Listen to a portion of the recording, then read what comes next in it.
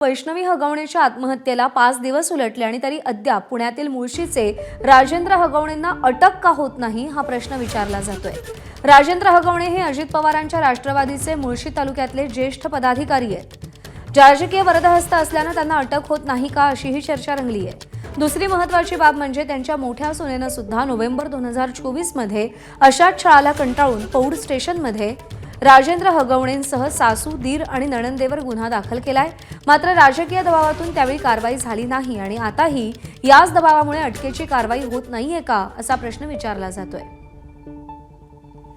त्यामध्ये गुन्ह्याचा तपास वेगवेगळ्या सुपरविजनमध्ये 2-3 टीमा काढून चालू आहे। याच्यामध्ये गुन्ह्यामध्ये प्रोग्रेस आहे। 21 तारखेपर्यंत 3 आरोपींची पोलीस कस्टडी घेतलेली आहे आणि उर्वरित आरोपींना शोधाचं काम चालू आहे। त्याचबरोबर आम्हाला सदर घटनेच्या क्रमामध्ये सायंटिफिक पुरावे, त्याचबरोबर टेक्निकल एव्हिडन्स आणि साक्षीदार, सरकारी पंच घेऊन आम्ही ई साक्षीचे पंचनामे या सगळ्या गोष्टी अगदी प्रोग्रेसने आणि बारकाईने चालू आहेत आणि आरोपींना सुद्धा शोधण्यासाठी वेगवेगळ्या 3 टीम काढलेल्या असून त्यांचा देखील शोध घेत आहोत। एबीपी माझा, उघडा डोळे बघा नीट।